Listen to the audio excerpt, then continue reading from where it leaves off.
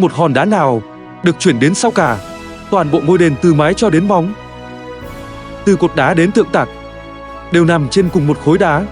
Điều khó tin hơn nữa là người hiện đại từng thử khôi phục nó, nhưng cuối cùng nhận ra dù sở hữu công cụ tiên tiến hơn, họ vẫn khó lòng sao chép kỳ tích xưa. Tại thị trấn Elza, bang Maharaja, Ấn Độ, sừng sững một công trình gần như bất khả thi. Không phải vì độ khó xây dựng cao, cũng chẳng phải thi công phức tạp, mà theo cách hiểu về kiến trúc, nó hoàn toàn không thể được xây nên. Vì đền Kailasa không hề được xếp bằng từng viên đá, mà được khắc từ một khối đá lớn, đục đẽo từ trên xuống dưới. Toàn đền không có lớp đá nào xếp chồng lên nhau, không có móng cũng chẳng rung vữa. Thợ thủ công bắt đầu đục từ đỉnh núi xuống, không ngừng loại bỏ phần thừa, giống như nhà điêu khắc tạc tượng từ khối cẩm thạch.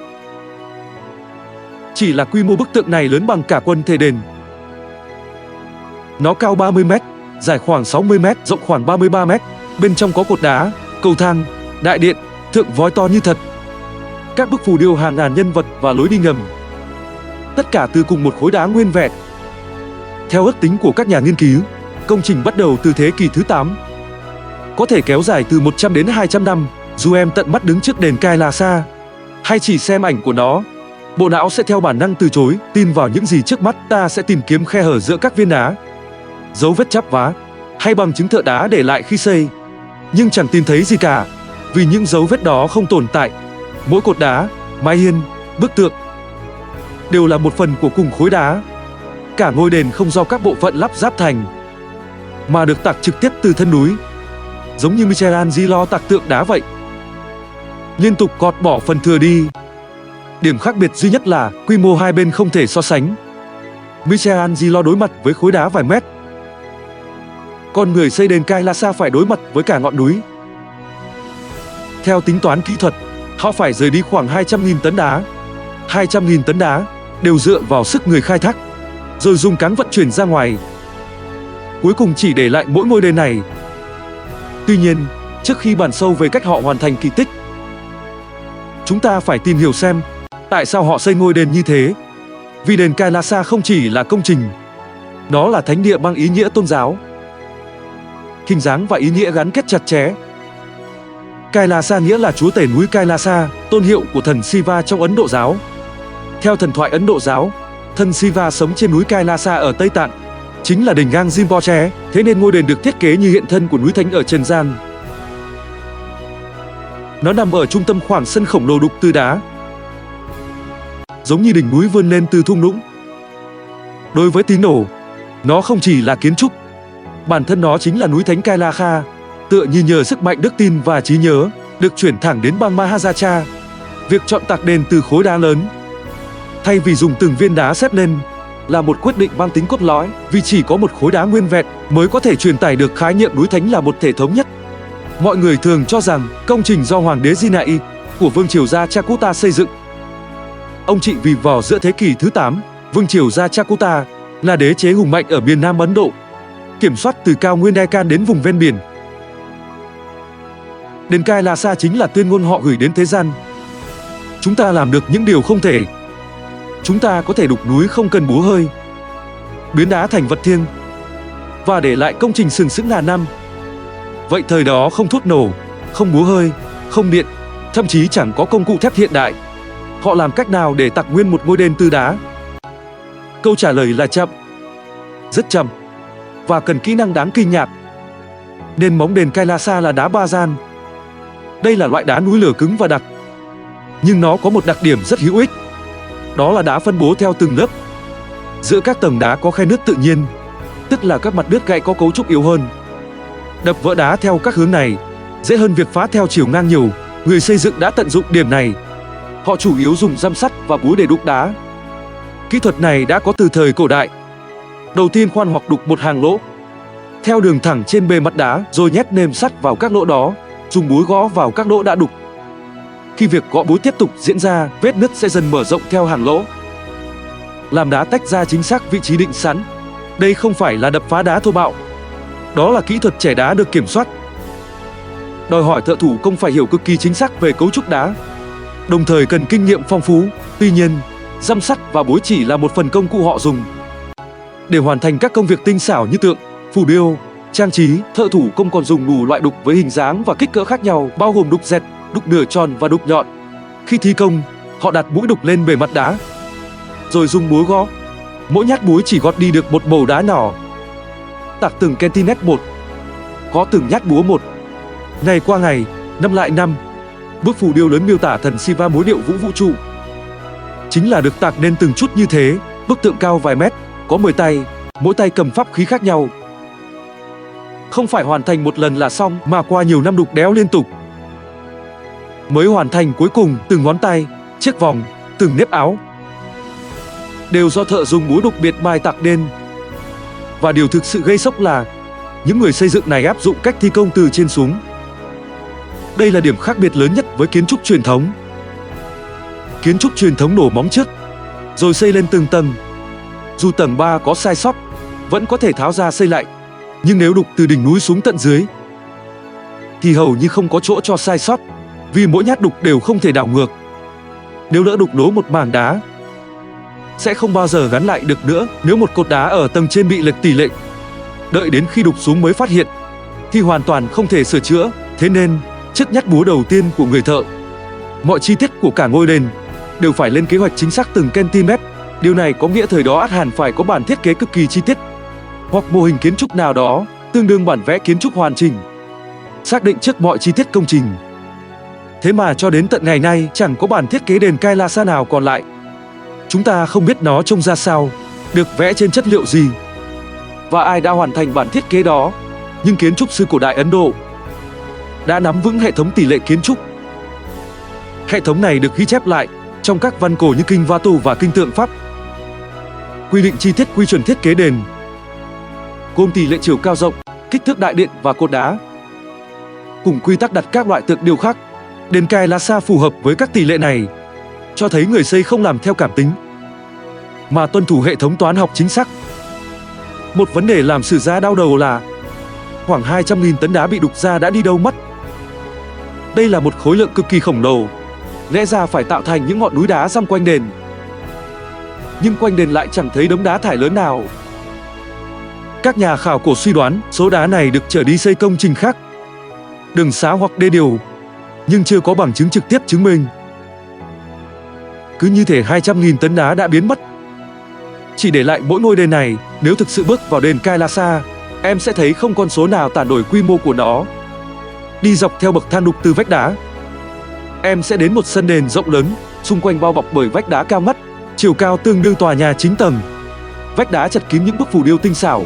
Câu chuyện trong Mahajata và Ramayana giống như một cuốn cuộn tranh đá khổng lồ bao quanh toàn bộ sân đền. Ở đây thấy anh hùng chém ác ma, ở kia thấy ma vương Ravana mời đầu định nhấc núi thánh Kailasa, và vô số tiên nữ trốn thiên thai đứng lặng. Mỗi tư thế đều khiến người ta kinh ngạc. Từng nếp gấp trên trang phục, từng đường cong cơ thể, cùng từng biểu cảm trên khuôn mặt đều được tạc vô cùng tinh xảo, đủ sức sánh ngang những tác phẩm điêu khắc vĩ đại thời Phục Hưng. Mà những tác phẩm này lại sớm hơn thời Phục Hưng tận hơn 500 năm. Chính giữa sân là phần chính của đền Kailasa. Nó sừng sững trên bệ đài cao lớn. 4 góc bệ tạc những chú voi to bằng thật, tựa như đang dùng thân mình nâng đỡ cả ngôi đền. Ở đây có hàng ngàn bức tượng đá, mỗi bức tượng lại hoàn toàn khác biệt. Có con voi cao, có con nghiêng đầu, lại có con thể hiện tư thế khác nhau. Điều khó tin hơn nữa là những con voi này giống như cả ngôi đền đều được tạc trực tiếp từ cùng một khối đá. Điều này có nghĩa là khi thợ đục đến tầng bệ đài này, họ phải biết trước vị trí của từng con voi, cả kích thước và tư thế. Chỉ cần sai sót một lần, con voi có thể mất vòi, mất chân hoặc đầu. Tất cả những thứ đó không thể sửa chữa, càng không thể gắn lại được. Bên trong đền là đại điện chống đỡ bởi 16 cột đá. Những cột đá này cũng như trần nhà, cùng thuộc một phần của khối đá nguyên khối. Toàn bộ không gian tạc từ một tảng đá lớn. Trên trần tạc hình thần Shiva và vợ ngài là Parvati. Xung quanh vây quanh bởi nhạc công và vũ công. Ánh nắng rọi qua cửa sổ đục ở tường bên, chiếu vào những bức tượng theo góc nhất định. Người xây đã đưa quỹ đạo mặt trời vào thiết kế, vào trong thiết kế luôn. Thế nên vào thời điểm nhất định trong ngày, ánh nắng chiếu chính xác vào bức tượng cần chiếu. Đây tuyệt đối không phải sự trùng hợp mà là hệ thống chiếu sáng được thiết kế công phu. Điều đáng kinh ngạc là tất cả diễn ra trước khi có bóng đèn 1200 năm. Dưới lòng đền vẫn còn không gian sâu hơn, đi theo cầu thang đục từ vách đá xuống, có thể vào hành lang ngầm tối tăm bên dưới. Cho đến ngày nay, mục đích thực sự của không gian này chưa rõ. Có người cho rằng dùng để tổ chức nghi lễ, có người nghĩ chúng là không gian lưu trữ, lại có quan điểm cho rằng chúng chỉ là công trình thoát nước.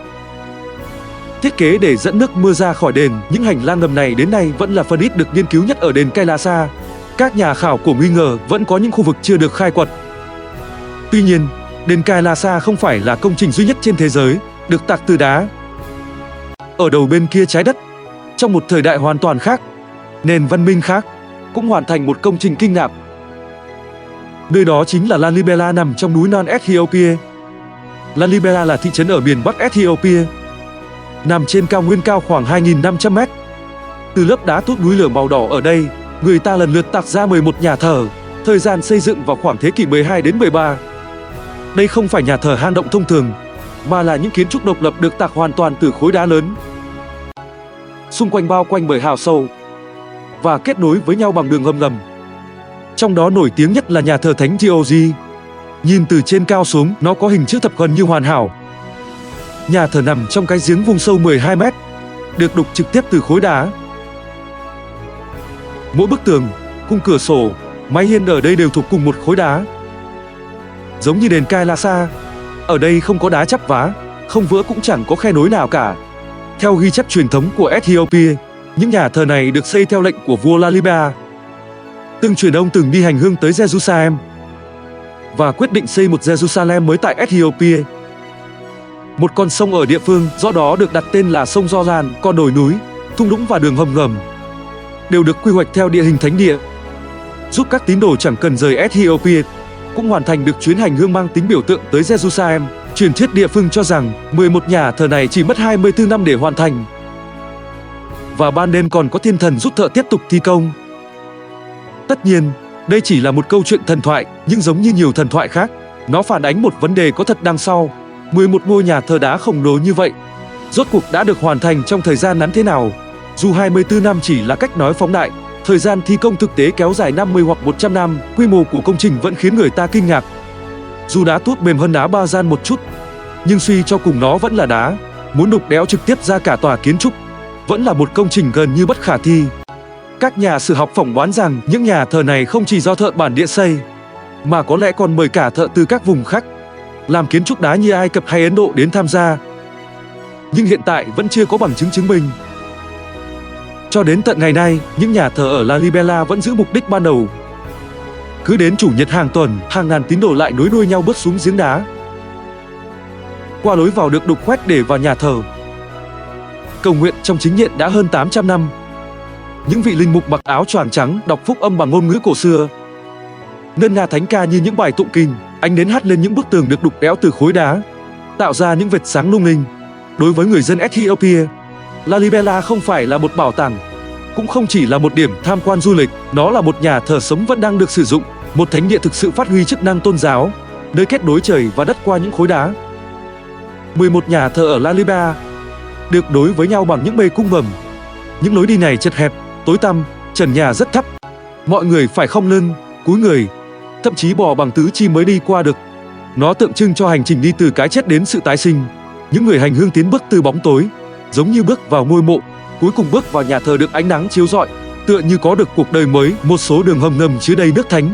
Trong mắt các tín đồ, làn nước này mang sức mạnh thần thánh. Người hành hương sẽ đứng ngập đến eo, thậm chí nhập sâu trong làn nước, ngâm mình trong môi trường hoàn toàn tối tăm, tin rằng nước thánh có thể chữa bệnh.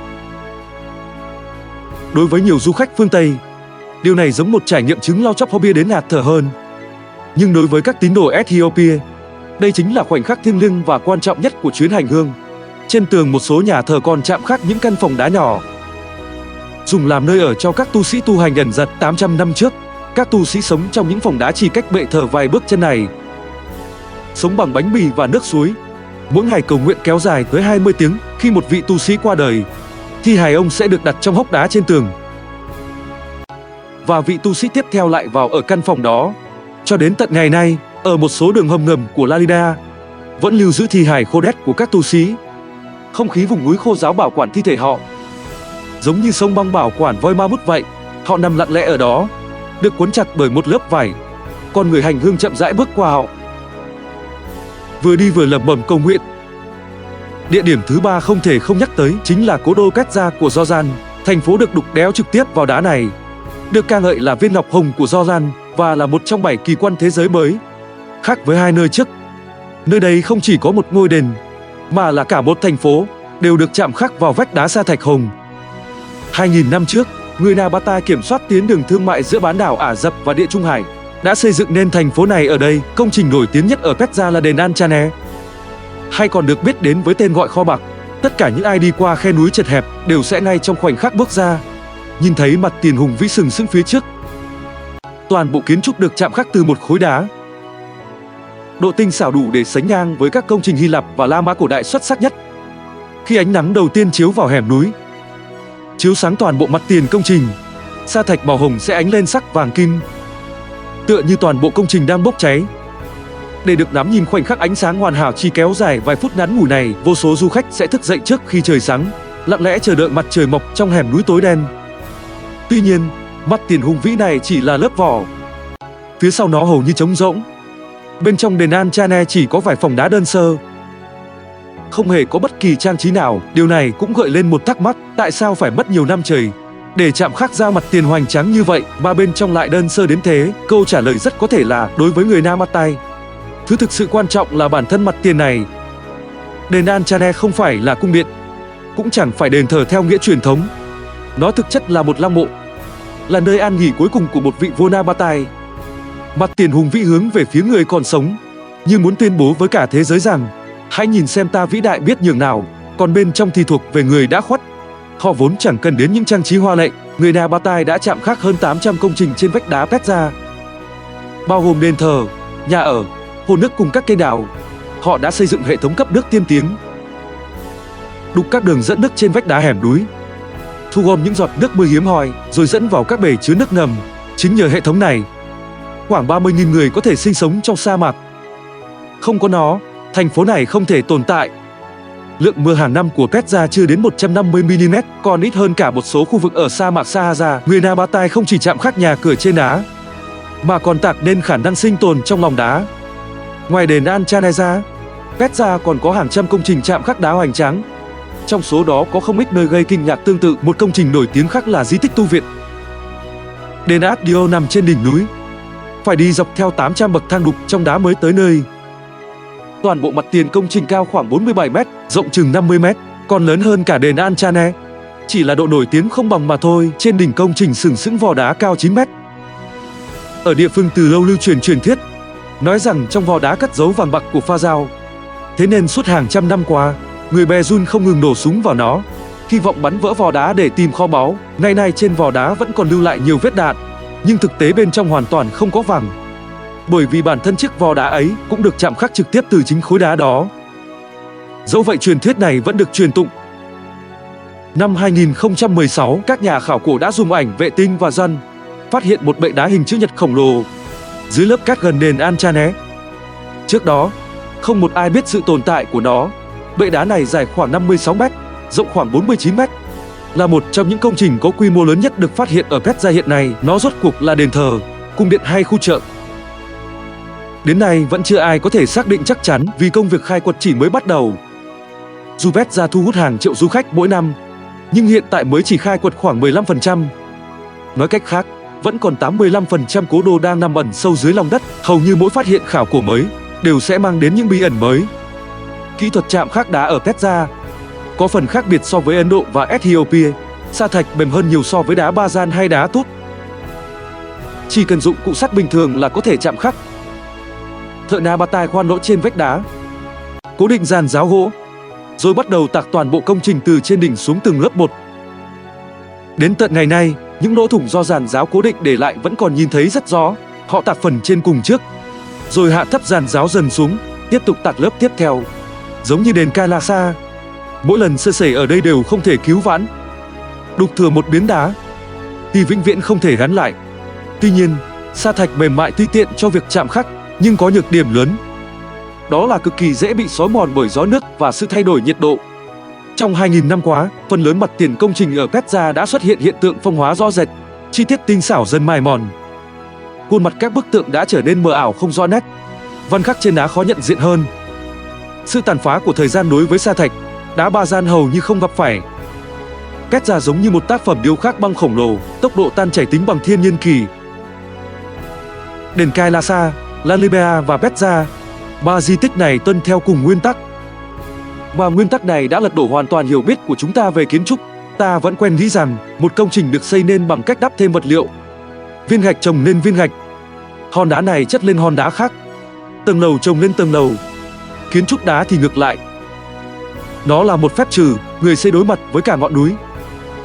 Họ loại bỏ phần không thuộc về ngôi đền. Điều này đòi hỏi một lối tư duy hoàn toàn khác biệt. Kiến trúc sư truyền thống nếu quên thiết kế một căn phòng, thì sau này có thể không xây. Người xây đền đá không có cơ hội đó. Họ đối mặt với khối đá duy nhất và cơ hội duy nhất. Năm 2010, một nhóm nghiên cứu khảo cổ môi trường của Anh đã thử khôi phục kỹ thuật chạm khắc đá cổ xưa này. Họ chỉ dùng những dụng cụ mà thợ thủ công cổ đại có: mạt sắt, búa và đục. Đục một căn phòng đá nhỏ trên vách núi đá vôi. Kết quả khiến người ta suy ngẫm, 4 người mất mấy tháng trời mới miễn cưỡng đục ra được căn phòng nhỏ 3m x 3m. Tuy nhiên tường của căn phòng hoàn thành cuối cùng lại không phẳng phiu. Mặt sàn cao thấp không đều, còn cột đá vốn định giữ lại để chống mái nhà bị nứt trong quá trình thi công và cuối cùng sụp đổ. Các nhân viên thí nghiệm thú nhận rằng họ thậm chí còn chẳng sao chép nổi kỹ nghệ cơ bản nhất của thợ thủ công cổ đại, chứ đừng nói đến việc tái hiện trình độ kỹ thuật khi xây dựng cả ngôi đền. Vấn đề không nằm ở công cụ, bởi vì công cụ họ dùng gần như hệt người xưa. Khoảng cách thực sự nằm ở kinh nghiệm ký ức, sự thấu hiểu cấu trúc đá, cùng với năng lực cảm nhận được chất đá, mà là năng lực tích lũy hàng chục năm, đục đẽo ngày này qua ngày khác. Giờ đây kỹ nghệ này đã thất truyền rồi. Thế giới không còn ai biết cách tạc ra một ngôi đền từ cả một khối núi, giống như những người thợ đá ở đền Kai Lhasa nữa, bởi vì sẽ chẳng còn ai bỏ ra cả đời mình để học và nắm vững kỹ nghệ như vậy. Còn một đặc điểm thường bị phớt lờ, đó chính là hiệu ứng âm học. Bên trong các ngôi đền đá sở hữu đặc tính âm học cực kỳ độc đáo. Âm thanh phản xạ giữa những bức tường tạc từ nguyên khối đá hoàn toàn khác biệt với các kiến trúc xây bằng gạch đá. Ở đại điện đền Kai Lhasa, chỉ cần vỗ tay nhẹ một cái, tiếng vang kéo dài 5 giây, vang vọng mãi trong đại sảnh, tạo ra hiệu ứng vang âm mà ngay cả các phòng hòa nhạc hiện đại cũng ao ước.